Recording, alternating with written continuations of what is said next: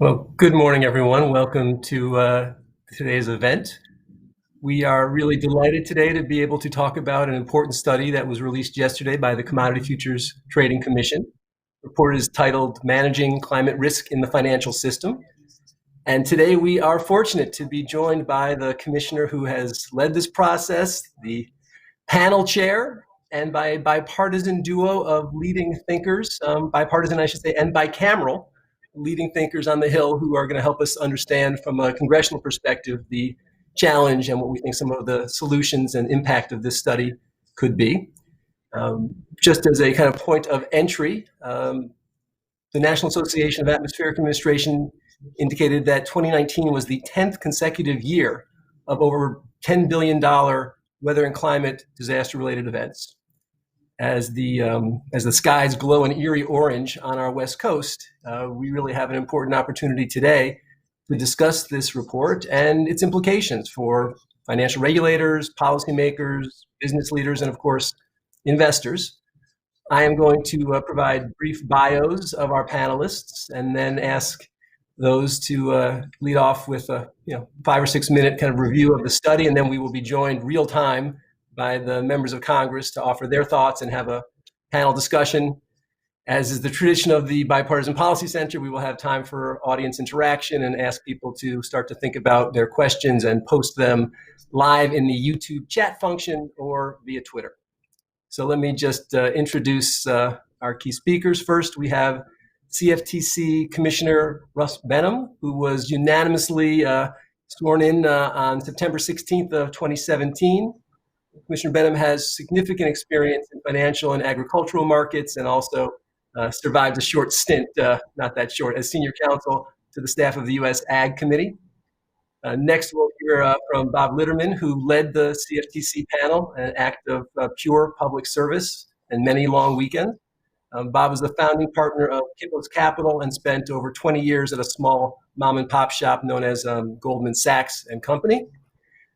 Delighted to see Senator Whitehouse joining us. As I think you all know, Senator Whitehouse has represented the good folks of Rhode Island since 2007. He is a leading voice on climate issues and also serves on just about all of the relevant committees. He serves on Finance, Judiciary, Environment, Public Works, and the Budget Committee.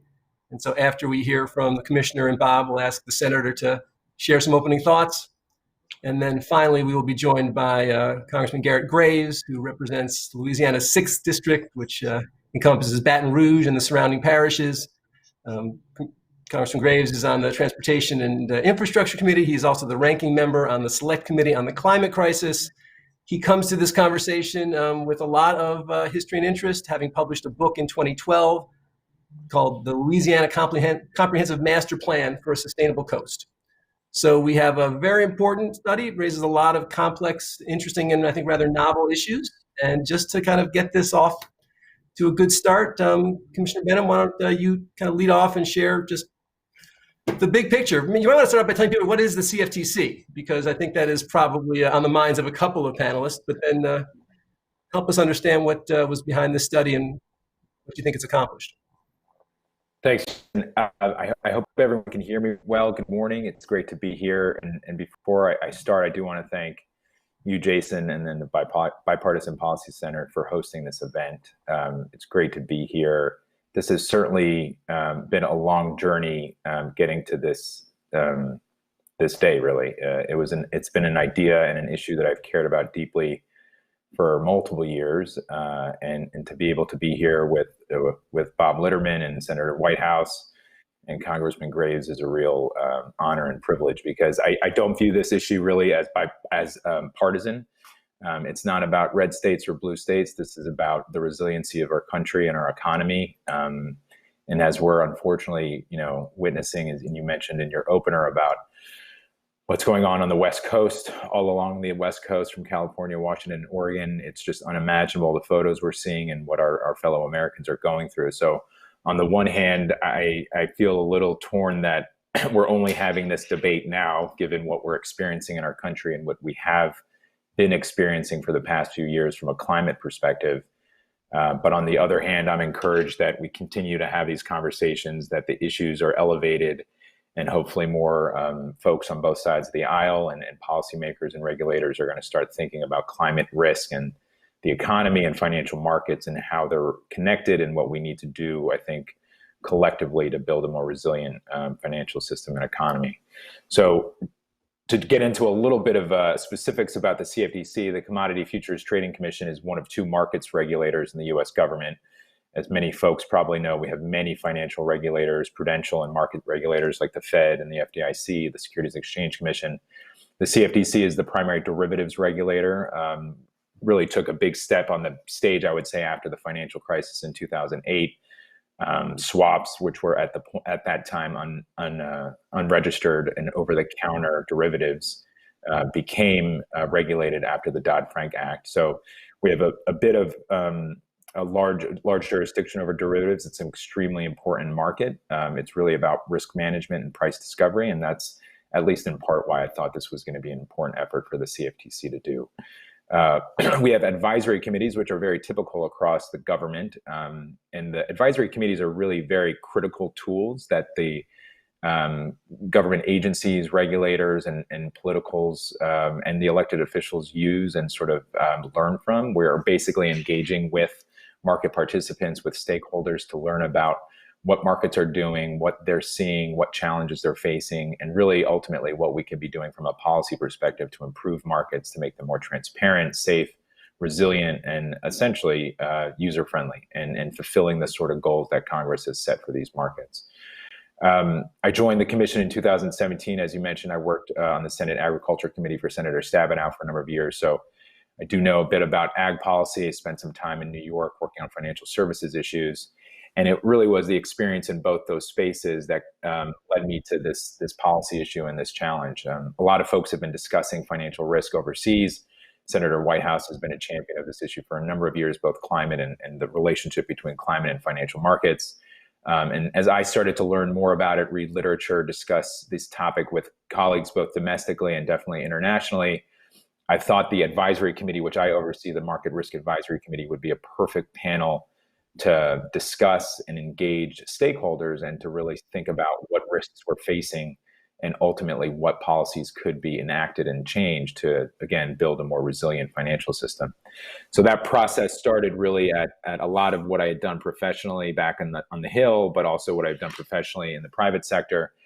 And really just the experience that we've seen in the country over the past few years. Obviously, the devastation that the West Coast is experiencing now is unfortunately not new. Wildfires have been getting worse and more extreme in the past few years. The flooding in the Midwest has become more extreme and record-setting in the past few years. The statistics, which you pointed out, a few of them are, should not be taken lightly, whether it's the temperature, sea level rise, or any number of things that are affecting our economy and human health, national security, and just the safety of Americans across the country. And when I think about it from that perspective, from just a very practical perspective of what we're experiencing, there's a natural relationship between the economy and by proxy financial markets. And I think the pandemic, which unfortunately we've been experiencing for a number of months right now, is really a manifestation of some of the same challenges and concerns we might face as a result of climate change. From a financial markets perspective, the March-April period was a remarkable period to see financial markets, go through. And without the support and help of central bank policy, fiscal policy, and monetary policy, I think things would have been very different. And it's about preparedness. It's about resiliency. It's about building in policies early and investing in strong rules and regulations early, both from a regulator standpoint and from a private market participant standpoint, so that we don't have to face these events, these extreme events in the future, and that we don't have to rely really on the backstop of the government through fiscal or monetary policy to sort of get us through these difficult times. So that all said, I convened the committee about a year ago. And I do want to recognize my chief of staff, David Gillers, who was a huge help in this process. And we worked together, and I selected a committee of about 34 people. Bob Litterman was a natural choice. He had come up in a number of conversations I had had with folks in DC and New York. And Bob and I got to know each other last summer. And, his resume speaks for itself from a risk perspective and also from a climate perspective. He's devoted a better part of 10 years of his life since he left Goldman to think about climate issues and to think about what we need to do as a country. So he really represents the perfect balance between financial market expertise and climate change.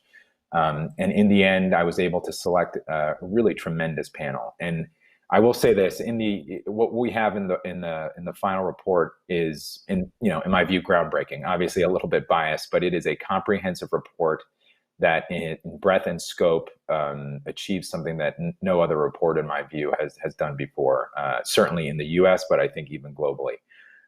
As I mentioned, the CFTC is a derivatives regulator, but as we learned in 2008, financial markets are not neatly placed into silos. We are very interconnected, and sort of issues in one market, whether it's derivatives, equities, fixed income, you name it, they will have effects across markets, across financial markets, and we need to be cognizant of that.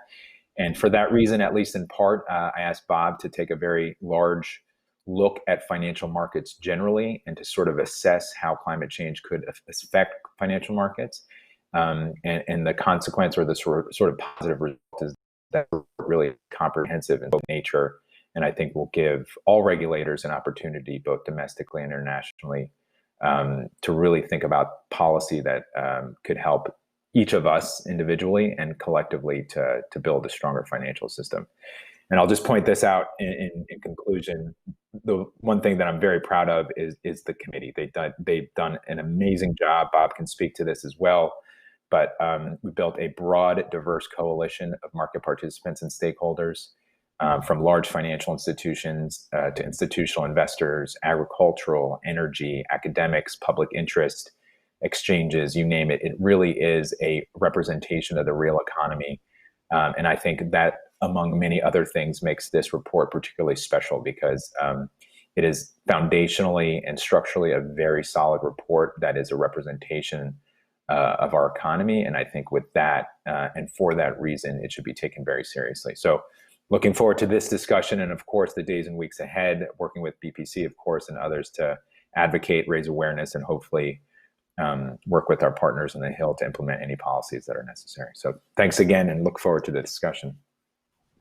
Thank you, Commissioner, and thank you for setting this up. Now, as everyone knows, when you have a panel that has Commissioner, Senator, Representative, and Bob, we all know who did all the work. And so, Bob, give us a sense, a little bit behind the scenes. What was this process like? Did it meet expectations? And maybe just give us a little bit of a top line of what you think some of the key, most important takeaways are. Sure. Thank you, Jason, especially for setting this up and organizing this panel. And I really want to thank Commissioner Benham and his Chief of Staff, David Gillers. They organized this thing about a year ago. They thought about it very carefully, and I would say did a lot of things right from the beginning that led to what I think was a very successful effort. In particular, as Commissioner Benham has mentioned, we were given a broad mandate. The CFTC cannot address climate risk in financial markets on its own. And so we were asked to think about this broadly. In fact, not just in terms of what the federal authorities could do in terms of regulation, but more generally what's required in terms of legislation and other types of actions that can channel investments in the right direction. And so given that broad mandate, we also selected an incredibly good group of members of the subcommittee. The expertise, the diversity, and the knowledge and the way that the folks came together was really just extraordinary. It is a risk committee, and my background in risk management is something that leads you to, I think, very naturally come to agreement on the subject matter, the expertise that's required, what we need to talk about, and so on. And so right from the beginning, we agreed on a number of things that came together. We were asked to have a consensus report, high level, and we were aiming for about 50 pages. Now, it turned out in the end, we had so much that we agreed on, and there was so much expertise. Our biggest problem was keeping the report to a manageable length. There were a number of different related topics that we talked about. The first and the most important is recommendation number one, we have to have appropriate incentives to reduce emissions. The fundamental mistake in terms of addressing this risk is that it's not being priced. And there are some key lessons, I would say, from risk management that apply not only in managing financial risk, but also climate risk. Now, there are differences that we can talk about as well, but in terms of the lessons from risk management, the first lesson that I would focus on is that you have to think about the full distribution of outcomes. When I was head of risk management at Goldman Sachs, they weren't interested in reducing their risk. They were interested in making sure that we take risk appropriately and in thinking about what might happen. What the management would have liked is an answer that said the worst that could happen today is X. Unfortunately, in financial markets, we never have a real worst case. So we've ended up with a language that we talk about. Extreme but plausible scenarios are the ones that we worry about. And if you don't worry about those, you're not practicing risk management.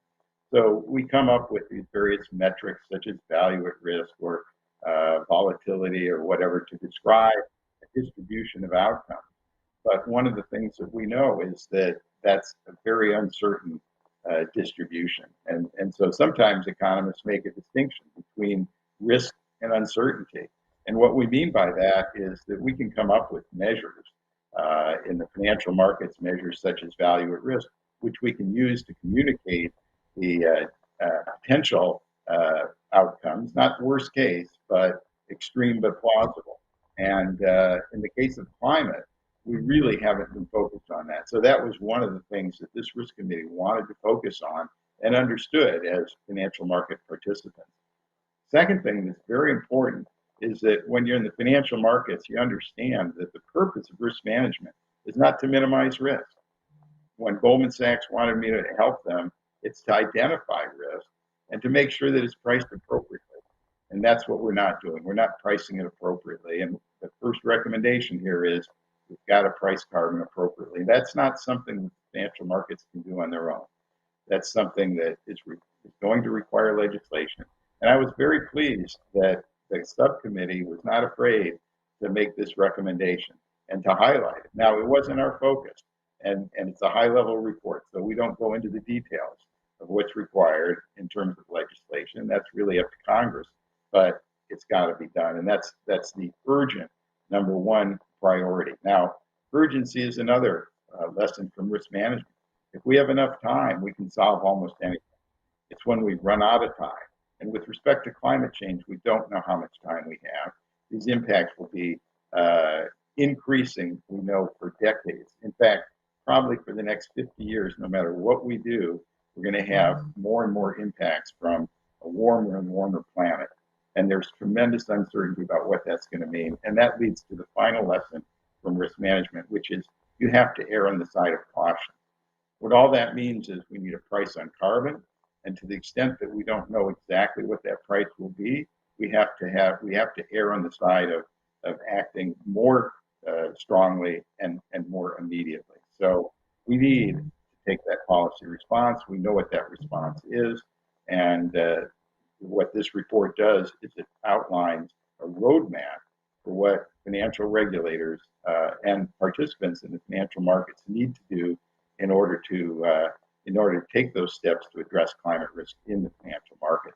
And there's 50 some very specific recommendations to all of the different components of the financial regulatory oversight bodies.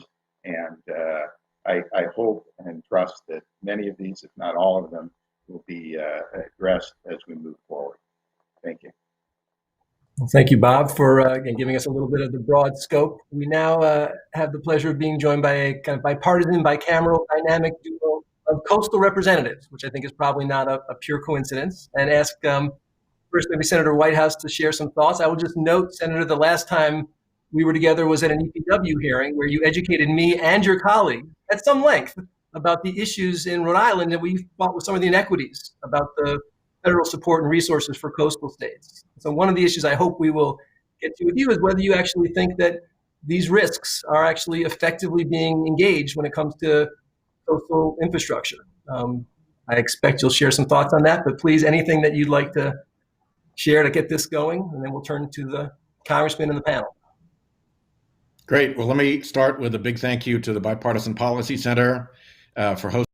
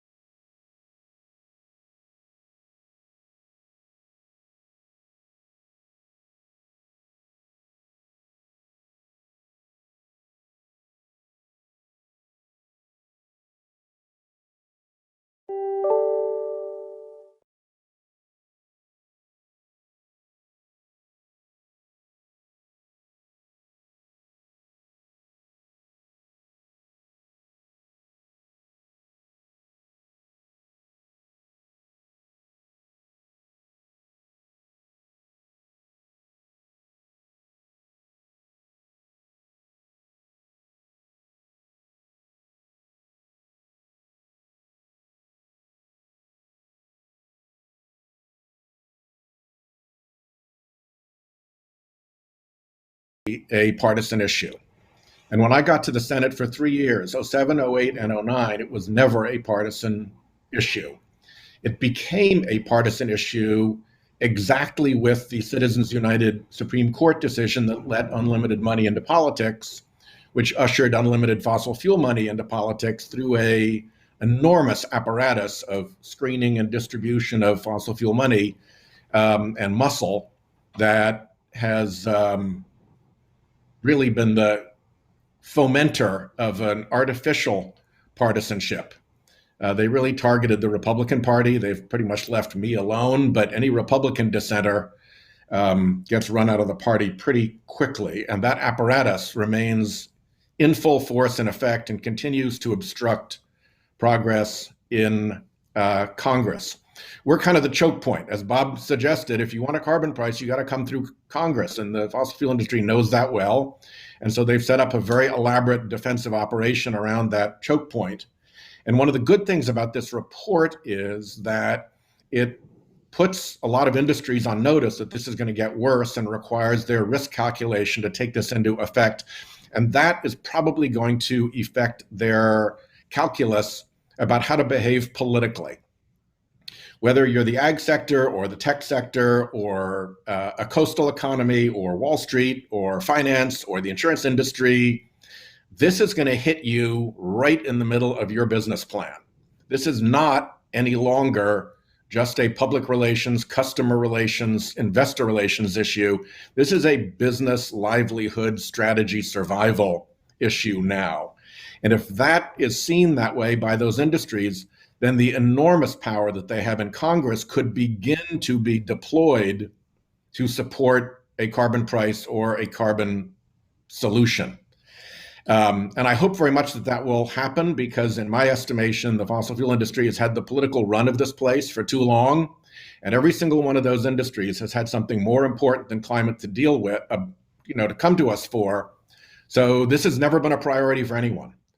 There's really almost no political architecture for those industries to begin to apply their pressure and make their voices heard, but that's beginning to happen. I don't want to say that any of those industries are on the political field yet, but I do see them suiting up on the sidelines. And I think there's hope in the hydraulic environment of politics for there to be some counterpressure. And I will tell you that if ag and tech and coastal and Wall Street and finance and insurance all got together and came into Mitch McConnell's office and said, hey, the fun's over, you're not going to get away with not putting a serious climate bill any longer. We're not going to support your candidates any longer if you don't get serious about this. You'd see a pivot so fast it would make your head spin. We just haven't seen that. There's been a huge discrepancy between the CEO level talk about climate change and what the trade associations, the lobbying apparatus, and the political apparatus of these industries has been doing. They're just on totally different courses. And when that course correction is made and the political side aligns with what the industries and the CEOs are saying, it's going to be a whole new day. And we'll be back to where we started with bipartisanship again.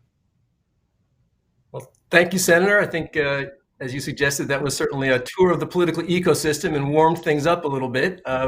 Pleasure to ask Congressman Graves to join us. And I'll just, as a transition point at least, and maybe this is, Bipartisan Policy Center optimism, I feel like there has been a bit of an inflection point. I think we've seen, as you of course well know, a lot of major energy companies, including fossil companies, making net zero mid-century carbon commitments. And so I think I would ask you, Congressman Graves, as the ranking member of the Select Committee, obviously working with a lot of those constituencies, where do you situate the debate as we go into 6 rather exotic weeks of the American democracy? Yeah, thank you. Great to join you, and Senator Whitehouse. Nice to see you again. And I want to thank you again. Oh, Garrett, good to see you down in Louisiana, and come tour our coastal wetlands. I want to Garrett take and I a little bit. Airboat together. We did. We tried to get him to go swim with the Gators, but he refused. But Garrett actually brought you back. A lot of us were wondering what happened. I want to take a little bit different, perhaps, perspective. First of all, I represent South Louisiana, which is probably one of the most at-risk states in the nation in regard to looking at some of the projected changes in climate, sea rise. We have some of the fastest subsidence rates in the world, which means as the seas rise, we are just going to be consuming communities, and not going to be, I should say, we are going to continue, because we've already lost about 2,000 square miles of our coast in Louisiana. So, which I like to remind my friend Senator Whitehouse that's the state of Rhode Island, disappears right there, 2,000 square miles. So this is really a huge deal for us. But number one, if we're talking about financial consequences, let's talk about the actual science and what solutions look like. It's pretty clear that with the momentum built up in the atmosphere today in regard to concentrations of greenhouse gases and the changes that we're seeing now, it's pretty clear that you cannot stop that additional sea rise that is already built up, that's already in the system and moving forward. And so we do need to be looking, as Senator Whitehouse said, looking at long-term solutions, but we also need to ensure that we're focusing on short-term resiliency efforts, which means when could we begin having an impact on sea rise and other projected impacts of climate change. And in many cases, the models show that we're looking at decades and decades before you would see, the benefits of reductions in greenhouse gases or greenhouse gas concentrations, which means we may have to pick, and I'm just going to pull this number out, we may need to pick 50 years to determine how to make ourselves more resilient over the next 50 years with changes in weather patterns, with changes in population and demographics, and then concurrently work on actually reducing emissions, sequestering emissions. So what does that look like? Number one, we have already made, I think, in the last 2 years, more progress on resiliency measures, on flipping over this paradigm of coming in the aftermath of disasters. We were just hit by Hurricane Laura here in Louisiana. We've pivoted we're beginning this pivot from being reactive or responsive and instead being proactive. We did the Disaster Response Recovery Act of 2018 that made changes from this reactionary posture of FEMA to moving more in a proactive posture. We've invested more money in resiliency efforts, and I know Senator Whitehouse has supported those as well and continues to champion more money in resiliency efforts than ever before we've made in the last 2 years in making our communities more resilient. That helps not just the resiliency of the community, the resiliency of the businesses, the economy, the families. So we've got to focus on that, because we've got to pick this number of, again, whatever it is, 50 years, and work on resiliency efforts. So more progress being made there, but we still have a long way to go. Now, to go ahead and flip over into this emissions reduction, I think it's important where we've gone over the last several years. The United States has reduced emissions more than the next 12 countries combined. We have beat the Obama-era Clean Power Plan emissions targets 10 years earlier than President Obama had said in terms of his objective or targets. We've done that without regulation. We've done it without government intervention. Now, while the United States has had extraordinary reductions in our emissions, for every 1 ton of reductions we've had in the United States, China has increased by 4. We've got to recognize this is a global issue. The United States could actually have a net reduction in emissions, or we could be a net, we could have net sequestration, or meaning a net loss of emissions in the United States, and we can't solve the global problem. And so we do need to be working in a multilateral format and to ensure that we're actually approaching this globally, and we're not seeing our reductions offset over and over again by China and other countries. Excuse me. So the reality is, I think there's really 2 things we need to be doing. Number 1, we've got to continue working on this resiliency issue. Number 2, we need to continue the United States' efforts toward cleaner energy technologies, toward carbon sequestration and reducing emissions, looking at the facts, looking at the data that has allowed the United States to lead the world over the last few years. I do believe that you are seeing more bipartisan cooperation on this issue. Historically, it's been a very polarizing issue, but I think you're seeing much better bipartisan cooperation now. And we've done that by breaking this up into smaller components and not just talking about this larger climate change issue. What can we do about resiliency? What can we do about energy efficiency? What can we do about emissions reduction strategies? How can we bring in and improve carbon sequestration technologies like we did with the tax bill with 45Q, creating an incentive to sequester greenhouse gases? And how can we build upon those successes and chart a path forward? Thank you, Congressman. So we have about 15 minutes for conversation. I want to drive us a little bit into the details of this discussion and really focus on what it means for the financial sector. But I have one kind of political question at the outset, which I posed to the commissioner, which is CFTC is a bipartisan organization, everyone appointed by the president. While we have ambitions for this being a bipartisan issue, we know that this conversation has been quite polarized. And so if I can ask this delicately, did anyone know you were doing this? Well, actually, they in fact did. And this is really the beauty of commissions generally, and we have several commissions across the U.S. government, probably about 20 of them. They're bipartisan, and they were created by Congress for that exact reason, to be delegated in an area of expertise that we can oversee and monitor, whether it's derivatives markets or trade or communications or energy. Something unique about advisory committees is that every single step, every process, every action has to be approved by the commission, by a majority of the commission. So anything from the original press release that I issued back in June of 2019 to the call for members, which Bob was a part of in the summer of 19, to the actual formal announcement of the final committee members in November of 19. Every action had to be approved by the commission.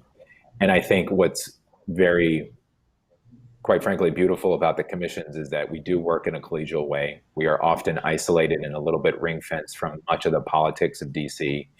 And we understand that we have to work together in order to have a functioning agency. So as much as I need my colleagues to approve issues and matters and policy issues that I care about, they need my vote to approve theirs. So there's a little bit of a classic give and take where I think we respect each other's space, we respect each other's initiatives, and in the end, you're able to come up with policy ideas, and in this case, a really great policy report that doesn't necessarily jibe with a lot of what folks in DC are advocating necessarily, but it's an amazing report that I think, like I said, will raise awareness about this issue and hopefully help Congress and other agencies in managing climate risk. So, Bob, I want to get in a little bit to a key question about the building blocks, the data. So you spoke a bit about congressional action, carbon pricing, but I think a lot of what differentiates this study is the insight that private capital markets, regardless of how Congress acts, are moving investments in significant ways towards low carbon to please investors, to please clients, to please customers. But it's all predicated on having good data. And I wonder, and I think the report commented on this, are we ready for prime time? In other words, if the world wanted to move in the direction of this study, do we actually have the capacity to enable investors to make clear-eyed, risk-baked-in decisions? Important issue, and data and the analytics and creating meaningful data is something that we do have to focus on, and it's something that the subcommittee did focus on. We have a whole chapter on that, and there's an explosion of data, as you know, and the issue is not really is there data. There's tremendous amount of data, and we're getting more and more data every day. The question is, how do you analyze it? How do you make it meaningful? How do you make appropriate decisions? And in the financial community, that's something that we've been dealing with for many years. We have not yet gotten anywhere near where we need to go with respect to climate.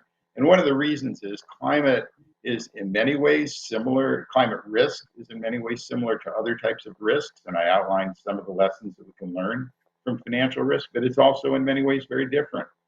In traditional risk management in financial markets, a lot of relevant history.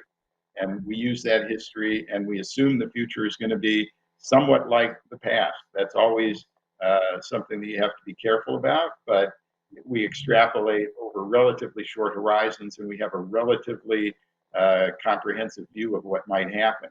With respect to climate, we don't have that history. We're doing an experiment for the first time, which is one of the reasons it's so dangerous. And as you point out, or as has been pointed out, I think the Congressman pointed out, it's going to have impacts for the next 50 years. And so this is what makes it so difficult. And we have to focus on generating better data, using that data, disclosing that data. In the financial markets, corporations have to disclose material risks. The question is not, do they disclose it? The question is, what are those material risks? And we need to have as the report emphasizes, we need to have a public-private partnership and an iterative process going on that will certainly evolve over the next several years. It should be coordinated internationally because this is a global problem. And it's something that what we're really saying is we need leadership from the financial regulators in the US and in coordination with regulators around the world. So I will note that the questions are rolling in and remind folks in 5 or 6 minutes, we will turn to the live chat function on YouTube. Gives me time for a couple more questions. And I want to follow up on this data issue with the Senator and Congressman. I think, the cleavage point between your two comments was about this question of voluntary versus mandatory in some regard. And this question also pertains to issues around data. There are many who are suggesting that the financial markets are sophisticated enough to ascertain what data is good and what data is not. There are others who say this is just going to be a hot mess unless regulatory agencies or Congress create some kind of obligatory standards and require disclosure and reporting.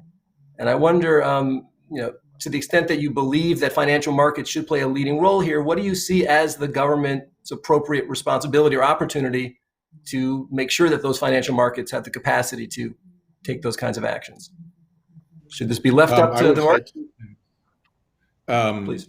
First, that we do have oversight responsibility to make sure that happens. As Bob and Commissioner Benham have pointed out, this is actually kind of the way corporate reporting is supposed to work already.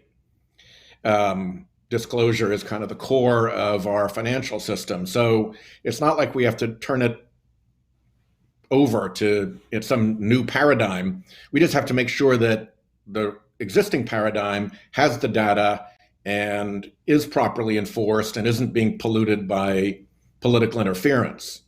And you've got to make the appropriate carbon price adjustment. But there's another piece to this that I want to be very clear about, which is that there are climate dangers that are very real, but that are very hard to monetize. And if we go down a data road that only allows us to take consideration of the hazards that are easy to monetize, we will dramatically understate the harm. How do you monetize a Western trout stream that no longer has trout because it's not cold enough? How do you monetize the chance of a war between nuclear-armed India and Pakistan over the shrunken Indus River, which they share, as the Himalayan ice pack evaporates, and you already have the tinderbox in that region of Kashmir? How do you evaluate some of these hazards? So I think we also have to go into it with a frame of mind that the very data-based process that provides discipline and rigor to this is also inherently an understatement of the problem. Well, Senator, I think the premise that the data and the markets are necessary but not sufficient, I think, is well stated. You've also, though, allowed me to lead the witness a little bit, Congressman. The critique on ESG and financial markets is it's basically advertising, right? The data is so diffuse and so open to kind of interpretation that if the government were to mandate it, you'd basically be putting kind of a stamp of approval on data that fundamentally is not reliable. How do you grapple with that question? Yeah, it's a great question, and the senator certainly raises a really good point. But I want to flip it over. So I think that perhaps the definition of risk that we're talking about is too confined, and it does include an area where monetizing or establishing cost to benefit ratios is difficult or fuzzy. But there's some areas where the data and the ability to quantify or monetize the impacts is crystal clear. For example, where I think that we really need to be focusing right now is looking at the impact of solutions. For example, if you look at what California has done, their electricity prices are twice that of my home state. In the New England area, in many cases, they're triple that of my home state as a result of carrying out these aggressive climate change actions. The state of California is the 43rd best reducer in emissions, which means they are the 8th worst in America, with double the electricity cost. This doesn't create financial certainty. You can monetize twice the electricity cost. You can monetize greater air emissions. You can monetize the increased importation of oil from Saudi Arabia. You can monetize the increased dependence upon electricity coming in from other states. You can monetize blackouts and brownouts that California is going through right now. You can monetize having to burn home heating oil and the uncertainty associated with how you're going to heat homes in New England in the wintertime. You can monetize how much it costs and the impact of not allowing natural gas pipelines, therefore having to import liquefied natural gas from Vladimir Putin to heat homes up in the Northeast. So let's not focus on this only on this area where you have uncertain economics and financial calculations. Let's also focus on these areas where we have clear ability to monetize data. Now, in regard to these areas of fuzzy math, look, my previous job or a few jobs back, we had to determine where to invest in the restoration of wetlands. And we had to develop cost to benefit analyses to determine ecological productivity of areas, one area versus another, looking at the productivity of wintering habitat for waterfowl and species productivity and wetlands buffer wave attenuation, all these things very complex.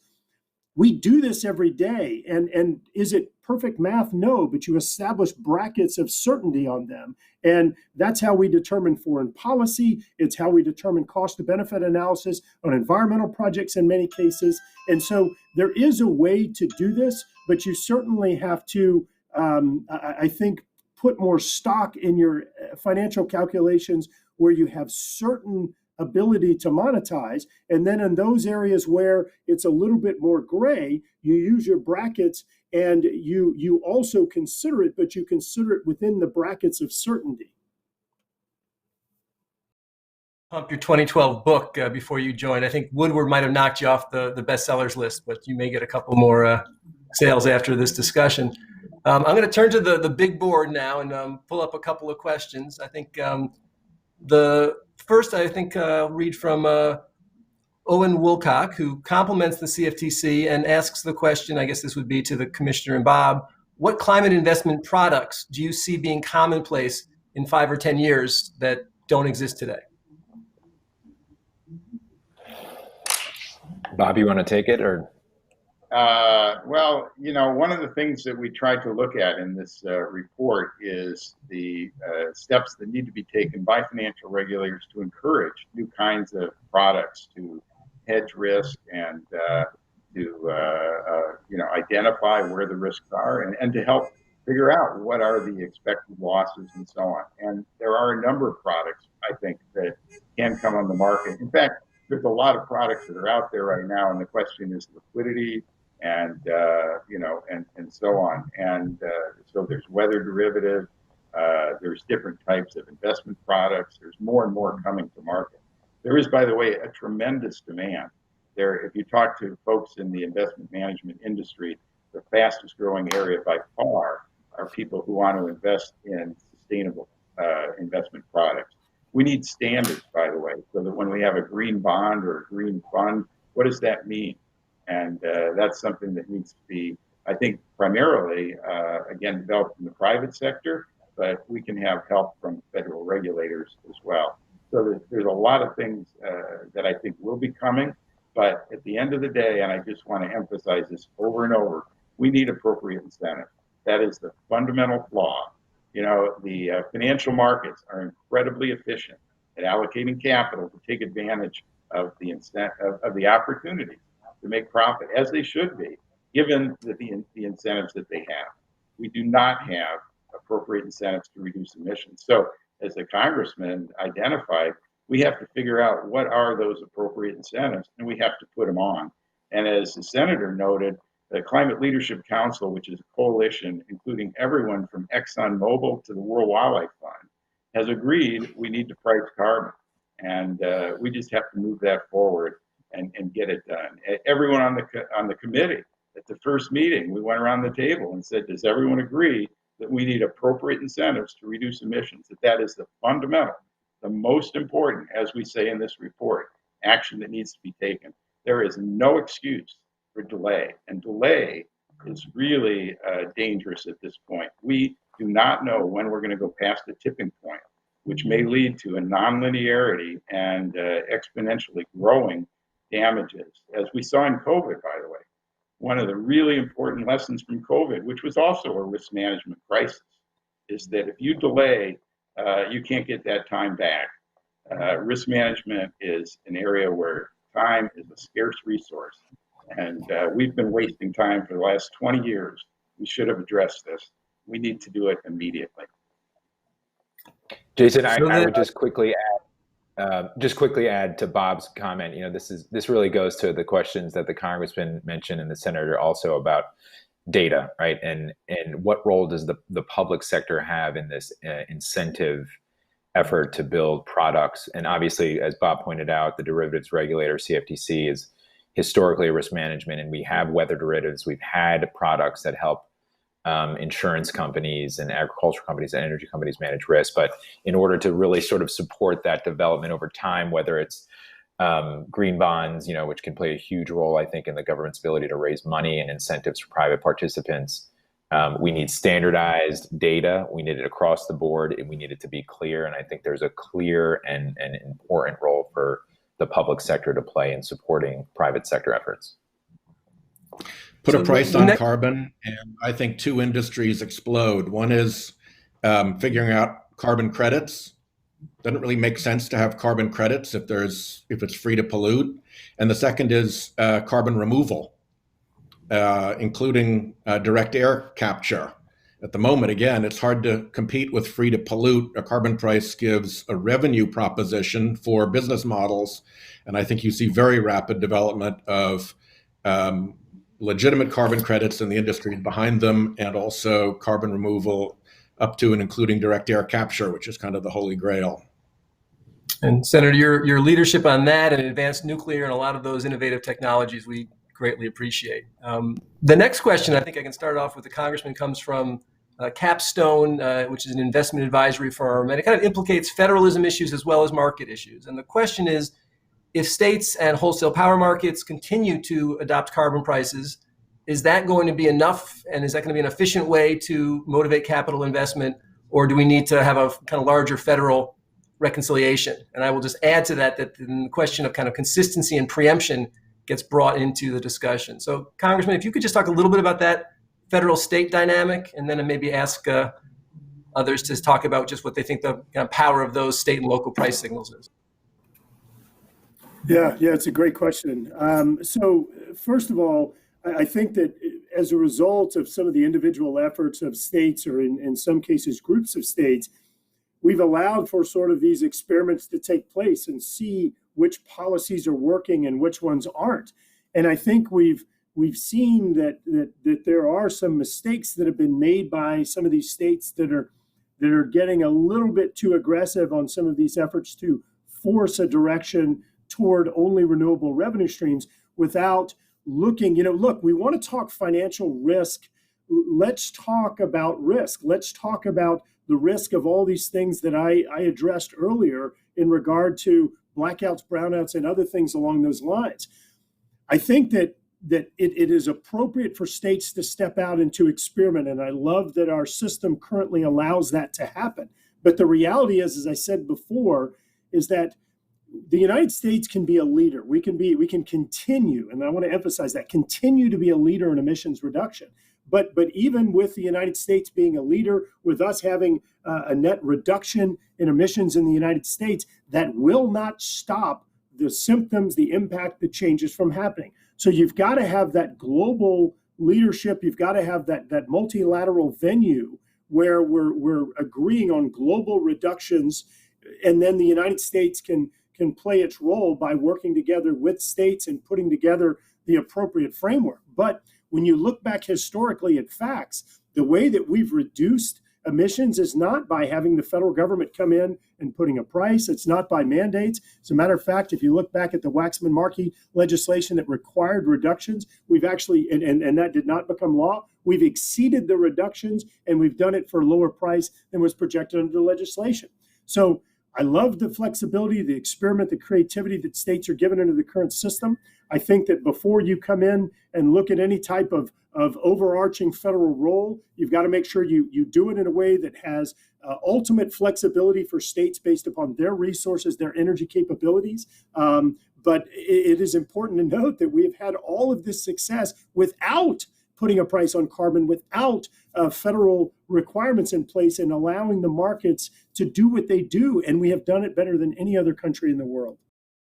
So I wonder if either of our CFTC leaders want to have a, please. One quick point on federal versus state. If you allow the states to do it and the federal government has no role, you lose the ability to do border adjustment. And border adjustment is incredibly important to both protecting American industry and to encouraging compliance with carbon pricing elsewhere around the world. So you handicap yourself very dramatically if you do this as a purely state and local effort. Even if the prices were identical, even if there was no substantive difference, that difference in loss of control over border adjustment would be an enormous setback. So in the sure, of course you can. I'm going to have to jump, but I want to just push back a little bit on this whole concept of a fee on carbon. Look, what happens, and the facts show this. Look, I believe in climate change. I believe we need to continue moving in a direction of cleaner energy solutions and reducing emissions. But what happens when you put a border adjustment tax, when you put a price on carbon, is you make the U.S. economy less competitive globally, which means that you have companies that move their manufacturing to other countries that don't have the same cost. Therefore, you have a net increase in global emissions. We've got to make sure we're very thoughtful about how to do this. Otherwise, we're simply going to undermine the U.S. economy, cause a loss in jobs, cause offshoring of companies, and cause a net increase in global emissions. That is pretty clear in this. I think we got to be very careful about how we approach this. So let me just acknowledge this is not the first nor the last conversation we are going to have on a carbon price. But in our last 5 minutes, I want to ask two kind of what next questions. And I think first, probably to you, Commissioner, that this is from Karen Torrent. What do you see as the realistic next steps and timing for the Commission and SEC to consider the specific 50 recommendations in the report? So, common question that I get, and obviously something that I care about at this point. The number one priority for me is to have this document, this report, just validated, I think, to an extent, but also spread across the country and to an extent to policymakers and stakeholders in DC.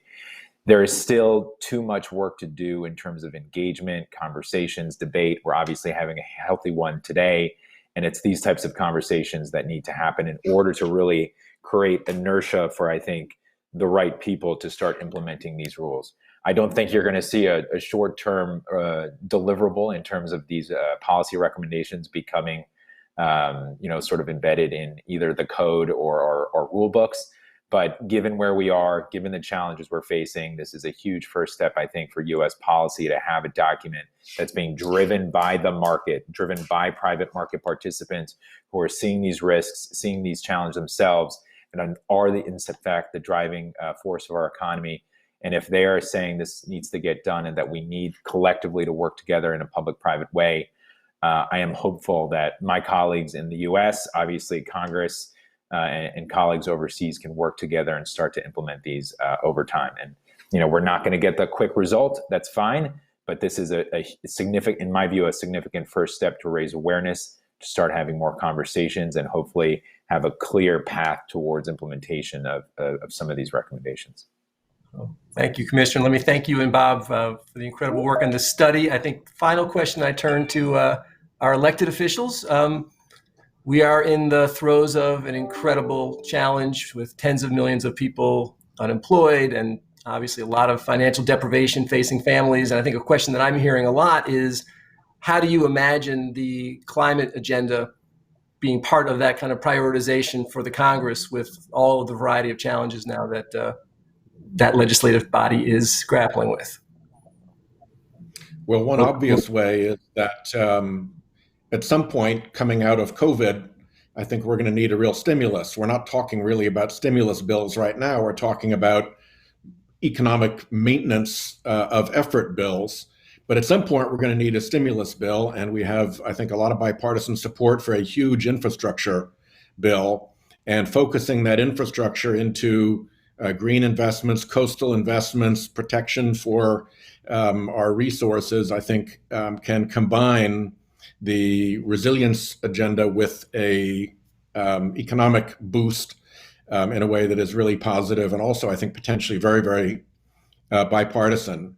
And just to be clear about two quick things. One, it's the border adjustment that actually offsets the price on carbon, so it doesn't make the competitive situation worse. I think that was misstated earlier.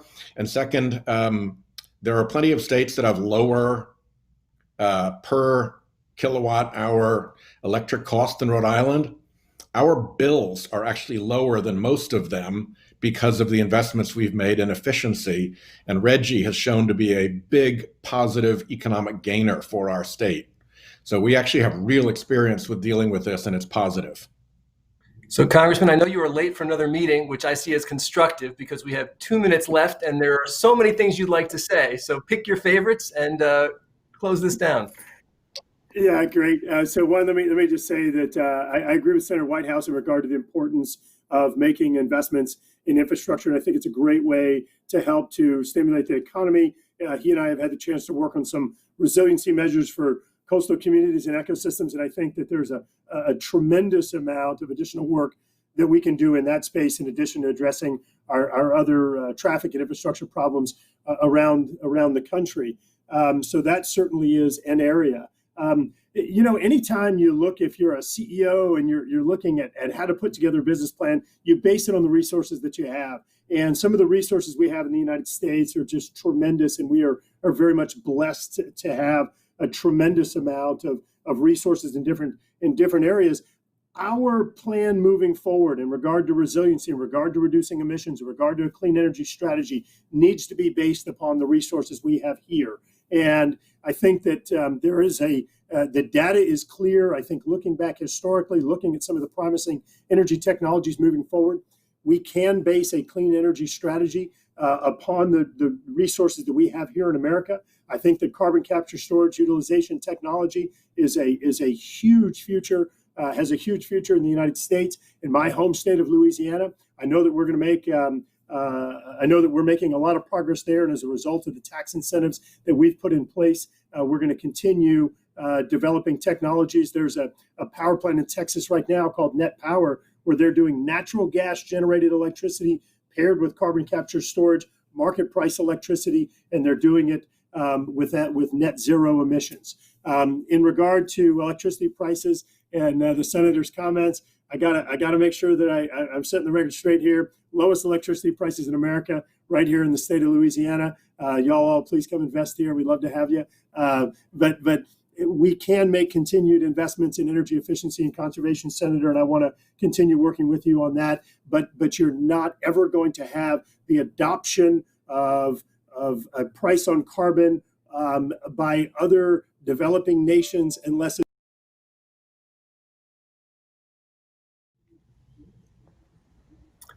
I think the Congressman may have just frozen up on that final point. I will take advantage of the opportunity to finish his sentence by saying he wants us all to drive our EVs down to Louisiana and plug them in.